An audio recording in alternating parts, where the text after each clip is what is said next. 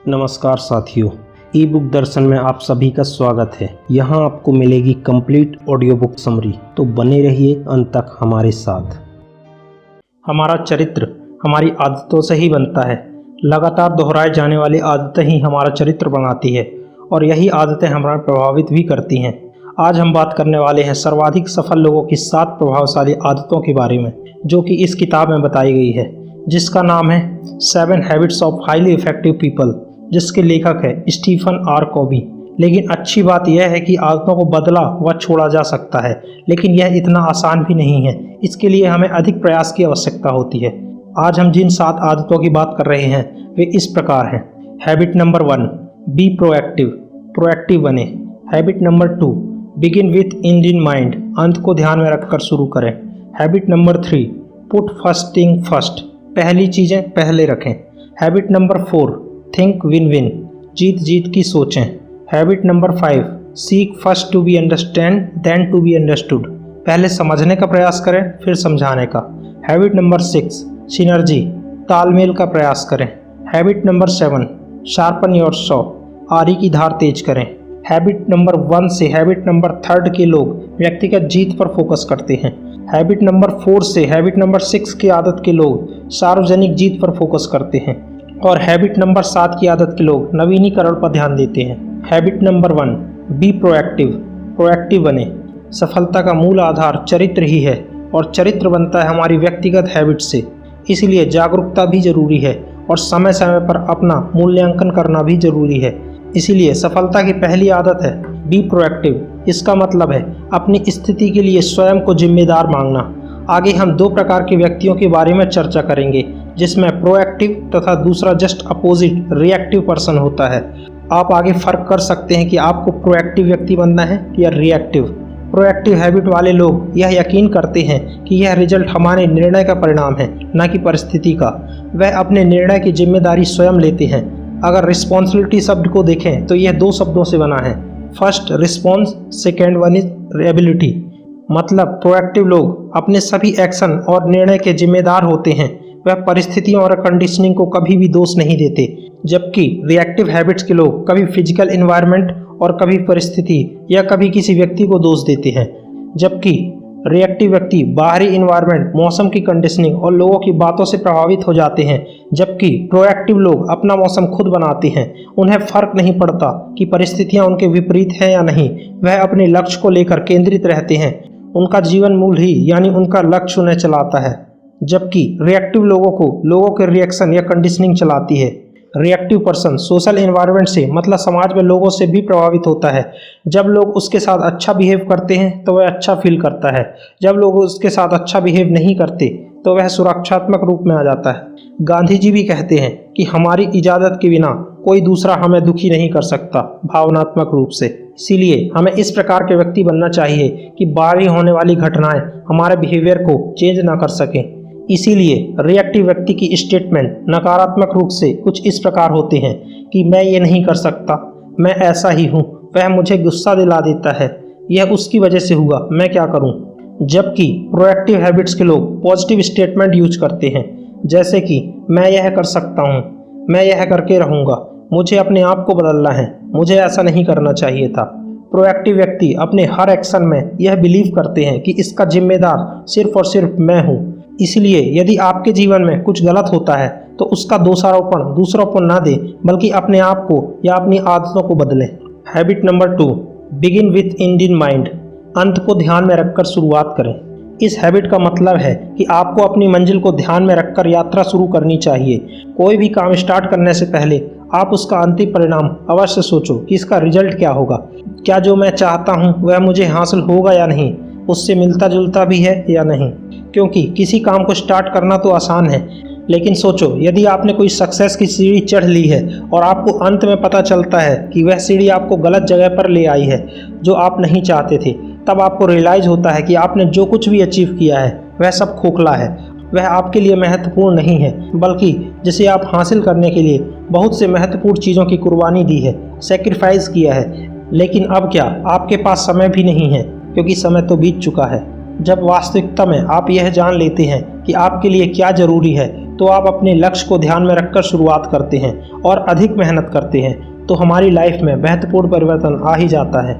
आपको अंत को ध्यान में रखकर जरूर शुरुआत करनी चाहिए, क्योंकि यदि आपने सही मंजिल का चुनाव नहीं किया तो इसका मतलब है कि आपका हर एक स्टेप आपको ज़्यादा जल्दी गलत दिशा में ले जा रहा है। यह ठीक उसी प्रकार है जिस प्रकार हम किसी काम को करने से पहले प्लानिंग करते हैं, जैसे कि अपनी यात्रा की प्लानिंग, हमें कहाँ जाना है। अपने घर निर्माण से पहले घर का ब्लूप्रिंट तैयार करते हैं, यह भी एक प्लानिंग ही है। यही आदत हमें एक हाईली इफेक्टिव पर्सन बनाती है। Habit number 3, put first thing first, पहली चीज़ें पहले रखें। यह आदत हमें सिद्धांत केंद्रित बनने पर जोर देती है, मतलब आप उन चीज़ों को प्राथमिकता दें जो आपके लिए महत्वपूर्ण है। आमतौर पर स्थायी सफलता उन कारणों से नहीं मिलती जो लोगों को दिखाई देती है, बल्कि उन निर्णयों से मिलती है जो हम रोज लेते हैं। मतलब ऐसे निर्णय का चुनाव करना या प्रायोरिटी देना जो आपके लक्ष्य के लिए सर्वाधिक महत्वपूर्ण है। असफल व्यक्ति पहली चीज पहले रखे की आदत को नहीं कर पाता, क्योंकि उसके दिमाग में चीज़ों को लेकर प्रायोरिटी नहीं होती, क्लियरिटी नहीं होती, इसलिए वह किसी भी काम को करने में भटक जाता है। लेकिन सफल व्यक्ति यह आदत को अपनाता है। यदि उसे काम पसंद ना भी हो तो भी सफल व्यक्ति इसे करता है, क्योंकि लक्ष्य को प्राप्त करना उसका पहला उद्देश्य होता है। मतलब आप अपने काम को प्राथमिकता के अनुसार यानी प्रायोरिटी के हिसाब से विभाजित कर लीजिए। मतलब कोई भी ऐसा काम जो आपके लक्ष्य के विपरीत आ रहा है या आपको लक्ष्य पाने से रोक रहा है, उसको आपको ना कहना चाहिए। सपोज आपका एक हफ्ते बाद एग्जाम है और वहीं दूसरी ओर आपके दोस्त आते हैं कि चल यार कहीं खेलने चलते हैं, तब आपको उस मौके पर ना करना आना चाहिए, क्योंकि आपका लक्ष्य उस खेल से ज़्यादा ज़रूरी है, क्योंकि अगले वीक आपका एग्ज़ाम है और आपको उसकी तैयारी में समय देना है। मतलब सही समय पर ना कहना भी आपके लक्ष्य के लिए हाँ बनता है। अधिकतर बार यह बोला जाता है कि असफलता का कारण अनुशासन ना होना है, लेकिन उससे भी बड़ा कारण है हमारे गोल्स का क्लियरिटी ना होना। इसी वजह से हम महत्वपूर्ण कार्य को हाँ नहीं कह पाते। इसीलिए आप अपने काम के लिए क्रिस्टल क्लियर रहें, ताकि अनावश्यक काम को बड़े ही सहज रूप से ना बोल सके। Habit number 4, think win win, जीत जीत की सोच। सामान्यतः मानवीय आचरण की 5 मानसिकताएं होती हैं। मतलब इन 5 मानसिकता वाले लोग होते हैं। नंबर 1, जीत जीत की मानसिकता। नंबर 2, जीत हार की मानसिकता। नंबर 3, हार जीत की मानसिकता। नंबर 4, हार हार की मानसिकता। नंबर 5, केवल और केवल जीत की मानसिकता। चलिए इन मानसिकता को स्टेप बाय स्टेप समझते हैं। नंबर 1, जीत जीत की मानसिकता। इस तरह की मानसिकता वाले लोग कुछ ऐसा तरीका निकालते हैं कि जिसमें सभी लोगों की जीत हो, इसमें सामने वाले की भी जीत हो और मेरी भी जीत हो। इसमें दोनों लोग संतुष्ट होते हैं तथा जीवन को प्रतियोगिता के रूप में ना देखकर एक सहयोग के रूप में देखते हैं। इस प्रकार की मानसिकता के लोग सोचते हैं कि पाने के लिए बहुत कुछ है और इसमें एक की सफलता का मतलब दूसरे की असफलता बिल्कुल नहीं होता। नंबर 2, जीत हार की मानसिकता। इस तरह की मानसिकता के लोग जो कि जीवन को एक प्रतियोगिता के रूप में देखते हैं, जिसमें सामने वाला विरोधी होता है, जिसमें एक ताकतवर तथा दूसरा कमजोर होता है। इसमें जीतने के लिए एक का हारना जरूरी है। यह एक तानाशाही मानसिकता है। इसमें कोई सिद्धांत नहीं होता, बस अपनी ताकत के दम पर जीत होती है। इसमें मैं जीतता हूँ, आप हारते हो। इस प्रकार के लोग अपनी जीत के लिए किसी भी हद तक जा सकते हैं। इसके लिए कहीं ना कहीं हमारा समाज, परिवार व दोस्त जिम्मेदार हैं, जिसमें हमेशा एक दूसरे से तुलना करने की मानसिकता होती है। वह एक दूसरे से बेहतर होने की मानसिकता रखते हैं। नंबर 3, हार जीत की मानसिकता। इस तरह की मानसिकता के लोगों के कुछ इस तरह के भाव होते हैं कि मैं हार जाता हूँ, तुम ही जीत जाओ। मैं हार कर भी खुश हूँ क्योंकि तुम जीत गए। मेरे ऊपर पैर रखकर आगे निकल जाओ। यह सबसे बुरी मानसिकता है। यह तो हार जीत से भी बुरी मानसिकता है, क्योंकि ऐसे लोगों को कोई सिद्धांत ही नहीं होता, कोई उम्मीद नहीं होती। यह न्यूट्रल रहते हैं। ऐसे लोगों को दूसरों को खुश करने में या उन्हें सेटिस्फाइड करने में ज़्यादा इंटरेस्ट रहता है। यह सोचते हैं कि यह एक आत्मसमर्पण की भावना है, लेकिन ये दूसरे के अहम से डर जाते हैं। समानता हार जीत की मानसिकता के लोग इस तरह की मानसिकता वाले लोगों को बहुत पसंद करते हैं, क्योंकि वे उनका आसानी से फ़ायदा उठा लेते हैं। नंबर 4, हार हार की मानसिकता। इसमें जीत हार की मानसिकता के लोग आमने सामने आते हैं और यह अपनी जिद के कारण एक दूसरे को हराना चाहते हैं और अंत में रिजल्ट हार हार में बदल जाता है। वे ऐसा सोचते हैं कि मैं जीतूं या ना जीतूं, लेकिन सामने वाला हारना चाहिए, और अंत में दोनों हार जाते हैं। वे ऐसा भी सोचते हैं कि अगर कोई भी न जीते तो हारना इतना बुरा नहीं। यह वही लोग हैं जो अपनी हार से ज़्यादा दूसरे की जीत से ज़्यादा दुखी होते हैं। नंबर 5, केवल जीत की मानसिकता। यह थोड़े सेल्फ कॉन्शियस लोग होते हैं। यह सिर्फ अपनी जीत पर फोकस करते हैं और सामने वाले की हार व जीत से उन्हें कोई फर्क नहीं पड़ता। यह सिर्फ अपनी जीत के बारे में सोचते हैं तथा दूसरों की जीत को उन्हीं पर छोड़ देते हैं। इस तरह से कह सकते हैं कि यह जीत के लिए स्वार्थी होते हैं। लेकिन वास्तविकता में ध्यान दें तो सिचुएशन के अकॉर्डिंग अलग अलग मानसिकता यूज होती है, लेकिन इनमें से सर्वाधिक श्रेष्ठ और प्रभावशाली मानसिकता जीत जीत की मानसिकता है। कोई ऐसा तरीका जिसमें मैं भी जीतूं और आप भी जीतें। इसे एक उदाहरण से समझते हैं।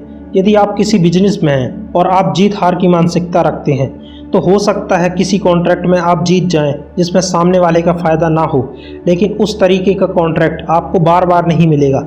इसीलिए शॉर्ट टर्म की जीत आपकी लॉन्ग टर्म हार में बदल जाएगी। और यदि आप सिर्फ जीत की मानसिकता के हैं तो भी आपका कोई बिजनेस रिलेशन नहीं बनेगा। यदि आप हार की मानसिकता है तो दोनों ही हारेंगे। इसीलिए इस कंडीशन पर भी जीत जीत यानी दोनों का फ़ायदा ही आपकी असली जीत होगी, जिसमें आप लॉन्ग टर्म पर भी जीतेंगे। Habit number 5, seek first to be understand then to be understood. पहले समझने का प्रयास करें फिर समझाने का। जरा सोचो, यदि आप किसी आँख के डॉक्टर के पास जाते हो और अपनी समस्या बताते हो कि मुझे साफ नहीं दिखाई देता, तो डॉक्टर सुनने के बाद अपना चश्मा निकालकर आपको दे देता है और बोलता है, यह लो, इसे लगाकर देखो, तुम्हें साफ साफ दिखाई देगा। लेकिन आपको फिर भी साफ दिखाई नहीं देता। लेकिन डॉक्टर बोलता है, ठीक से देखो, मुझे तो इसमें सब दिखाई देता है। लेकिन यही बात आप डॉक्टर को समझाते हैं कि मुझे इस पर कुछ नहीं दिखाई देता, और आप में और डॉक्टर में बहस हो जाती है। तो इस बात की कितनी संभावना है कि कभी भी आप दोबारा आँख की प्रॉब्लम के लिए उसी डॉक्टर के पास जाओगे। यहाँ डॉक्टर की गलती यह है कि वह बिना तुम्हारी समस्या जाने सीधे सॉल्यूशन पर आ गया, जिससे आपकी समस्या तो सॉल्व नहीं हुई, ऊपर से आप उस डॉक्टर के पास दोबारा नहीं जाना चाहोगे। यहाँ सीखने की बात यह है कि पहले समस्या को सुनो, समझो, उसके अनुसार समाधान दो, तभी लोग आप पर विश्वास करेंगे। प्रोफेशनल सेल्समैन भी अपना प्रोडक्ट बेचने के लिए यही करते हैं। पहले कस्टमर की समस्या को समझते हैं और उसके समाधान के अनुसार प्रोडक्ट बेचते हैं। ठीक इसी प्रकार वकील भी अपने क्लाइंट का केस बहुत ही अच्छे से समझता है, फिर उस अनुसार केस को हैंडल करता है। अच्छे कम्युनिकेशन और संबंध बनाने के लिए भी यह जरूरी है। प्राचीन यूनानियों की एक फिलॉसफी होती है जिसमें 3 स्टेप होते हैं। Number 1, ethos. इसमें आप लोगों का विश्वास जीतते हैं। आपके बिहेवियर से लोगों का आप पर विश्वास होता है। Number 2, pathos. यह एक आत्म अनुभूति है, यानी आप दूसरों की भावनाओं को अपनी भावनाओं की तरह समझते हैं तथा महसूस करते हैं। Number 3, logos. इसमें आप लोगों की भावनाओं और समस्या को तर्क के माध्यम से समझते हैं तथा तर्क के माध्यम से उत्तर देते हैं, जो कि उनकी समस्या का उचित समाधान होता है। ज़्यादातर लोग सीधे समाधान पर ही पहुंच जाते हैं। लोगों की भावनाओं और विचारों पर ध्यान न देकर वे सीधे अपने समाधान के तर्क डालते हैं। वह सोचते हैं कि यह उनके लिए सही है, लेकिन इसका परिणाम यह होता है कि बोलने वाला और सुनने वाले दोनों अपनी एनर्जी वेस्ट करते हैं और रिजल्ट असंतोषजनक और अनसेटिस्फाइड होता है। अगर सीधे शब्दों में कहें तो आप अपनी कथाओं को साइड में रखकर सामने वाले की बातों को ध्यानपूर्वक सुने, समझे तथा उसी के अनुसार उत्तर दें। ऐसा करने से आप उनकी आत्मा को छू लेते हैं। आप लोगों की बात को सिर्फ उत्तर देने के लिए नहीं बल्कि उन्हें समझने के लिए भी सुने। हैबिट नंबर 6, सिनर्जीज या तालमेल। सिनर्जीज का मतलब तालमेल बैठाना है। यह एक केंद्रित लीडरशिप की पहचान है। यह एक बेहतर मैनेजमेंट की स्ट्रेटेजी है। इसमें आप नए समाधान खोजने वाले बन जाते हैं। अगर इसके मूल सिद्धांत की बात की जाए तो यह नेचर से ली गई है। नेचुरल रूप में भी सिनर्जी मौजूद है। यदि हम 2 पौधों को एक साथ लगा दें तो उनकी जड़ें आपस में जुड़ जाती हैं और वह पहले से अच्छे ग्रो हो जाते हैं। ठीक उसी प्रकार यदि आप एक लकड़ी की जगह 2 लकड़ी का यूज करते हैं तो उसकी स्ट्रेंथ बढ़ जाती है। सिनर्जी का उद्देश्य ही शक्तियों को बढ़ाना तथा विकास को खोजना है। लीडरशिप, टीम वर्क, यह सब सिनर्जी का बेहतरीन उदाहरण है। जैसे कि एक आदमी एक लिमिट तक ही काम कर सकता है और जब वह काम करना बंद कर देता है तो काम भी रुक जाता है। लेकिन यदि वही काम टीम के द्वारा वर्क किया जाए तो उसकी क्षमता कई गुना बढ़ जाती है और काम कभी नहीं रुकता। इसे एक उदाहरण से समझते हैं। एक आदमी था जिसे अपनी पत्नी के साथ कहीं ट्रिप पर जाना था। इसकी प्लानिंग उन्होंने काफ़ी दिनों से कर रखी थी। टिकट वगैरह सब कुछ बुक हो चुका था, लेकिन उसकी पत्नी की माँ की तबीयत खराब हो रही थी। उसका मानना था कि उसे माँ के पास जाना चाहिए और छुट्टियों में उनके पास रहना चाहिए। नॉर्मल केस में यदि वह फैमिली ट्रिप पर चले जाते तो उनकी पत्नी माँ से नहीं मिल पाती। यदि पत्नी के कारण वह अपने ट्रिप कैंसिल कर देते तो पति के मन में अफसोस रह जाता, लेकिन सिनर्जीज के केस में वे आपस में बैठते हैं और तीसरे विकल्प पर विचार करते हैं। वे दोनों एक दूसरे की जगह पर रखकर सोचते हैं कि पत्नी का माँ से मिलना भी जरूरी है और बच्चों के साथ फैमिली ट्रिप पर भी जाना जरूरी है। फिर उन्हें तीसरे विकल्प का ऑप्शन मिल ही जाता है, जिसमें वे अपनी माँ के घर के आसपास फैमिली ट्रिप की प्लानिंग करते हैं और इस निर्णय पर पहुंचते हैं कि पत्नी अपनी माँ से भी मिलेगी और यहाँ बच्चों के साथ फैमिली ट्रिप भी हो जाएगी। और इस तरह सिनर्जीज के उपयोग से वे एक दूसरे के निर्णय का सम्मान करते हुए तीसरे विकल्प पर पहुंचते हैं और अपने रिश्ते को और भी मजबूत बना लेते हैं। सीधे शब्दों में कहें तो दो अलग अलग लोगों के आइडियाज़ और ओपिनियन अलग अलग होते हैं तथा वे कभी न कभी एक दूसरे से असहमत होते हैं, लेकिन उन दोनों के आइडिया से सहमत होकर किसी तीसरे विकल्प का सुझाव देना ही सिनर्जी का उद्देश्य है, ताकि दोनों की शक्तियों का उपयोग किया जा सके। Habit number 7, sharpen your saw. आरी की धार तेज करना। एक बार जंगल में एक आदमी पेड़ काट रहा था और 5-6 घंटों से लगातार मेहनत कर रहा था और थक चुका था। तभी वहाँ पर एक आदमी आया और उसने बोला कि तुम काफ़ी थके हुए लग रहे हो, क्यों ना थोड़ा देर आराम कर लो और अपनी आरी की धार तेज कर लो, जिससे तुम्हारा पेड़ जल्दी कट जाएगा। यह सुनकर आदमी बोला कि मेरे पास आरी की धार तेज करने के लिए टाइम नहीं है। दोस्तों, यहाँ आरी की धार तेज करने से आशय है कि हमें अपने आप पर काम करना चाहिए, अपनी स्किल्स और नॉलेज को तेज करना चाहिए। हमें शरीर के सभी 4 आयामों को मजबूत करना है। नंबर 1, फिजिकल या शारीरिक आयाम। इसमें हमें अपने शरीर को स्वस्थ रखने के लिए नियमित रूप से व्यायाम करना चाहिए और अच्छा भोजन, अच्छी नींद लेनी चाहिए, जिससे हमारा शरीर स्वस्थ रहे और अपने लक्ष्य प्राप्ति हेतु हम मेहनत करने में समर्थ हो सकें। नंबर 2, मेंटली या मानसिक आयाम। इसमें हम अपने मानसिक स्वास्थ्य को स्वस्थ रखने की बात करते हैं। सामान्यतः लोग अपने एकेडमिक एजुकेशन के बाद स्टडीज़ करना बंद कर देते हैं। वे अपने कार्य क्षेत्र के बाहर कुछ भी नया नहीं सीखते और खाली समय अपना सोशल मीडिया या टेलीविज़न देखने पर खराब कर देते हैं। इसकी वजह हमें कुछ नई स्किल सीखने में, आउट ऑफ द बॉक्स कुछ नया करने में, बुक्स पढ़ने में समय लगाना चाहिए, ताकि हमारा मानसिक विकास होता रहे। नंबर 3, स्पिरिचुअल या आध्यात्मिक आयाम। इस आयाम में हमें अपनी आत्मा को स्ट्रॉन्ग करने के बारे में बताया गया है। इसमें हमारे मूल सिद्धांत मजबूत होते हैं। इसमें हमारी लीडरशिप क्वालिटी इंप्रूव होती है। हम ईश्वर के प्रति कृतज्ञ रहते हैं और ईश्वर से प्रार्थना करते हैं, जिससे हमारी इनर पर्सनालिटी निखरती है तथा समाज में हम एक अच्छे व्यक्ति के रूप में निखरते हैं। अपने कार्य क्षेत्र में एक अच्छे लीडर के रूप में उभर कर सामने आते हैं। नंबर 4, सोशल या सामाजिक आयाम। इसमें हम लोगों से सामाजिक संबंध बनाते हैं और उनकी भावनाओं से जुड़ते हैं तथा एक दूसरे के कार्य में सहयोग करते हैं, जिससे हम अपने कार्य क्षेत्र में भी विन विन सिचुएशन क्रिएट कर पाते हैं, जिसके कारण हमसे जुड़े व्यक्तियों का भी फायदा होता है और हम अपने साथ साथ समाज का भी भला करते हैं। इससे हमारा सोशल और सामाजिक आयाम भी स्ट्रॉन्ग होता है। धन्यवाद। ebookdarshan.com। अगर आप भी अपने जीवन में सकारात्मक परिवर्तन चाहते हैं तो अभी हमारे चैनल को सब्सक्राइब कर लीजिए, क्योंकि इस चैनल पर हम आपके जीवन की सफलता के लिए बेस्ट बुक समरीज लेकर आते हैं और आपके एक लाइक एंड सब्सक्राइब करने से हमें मोटिवेशन मिलता है। धन्यवाद। ebookdarshan.com।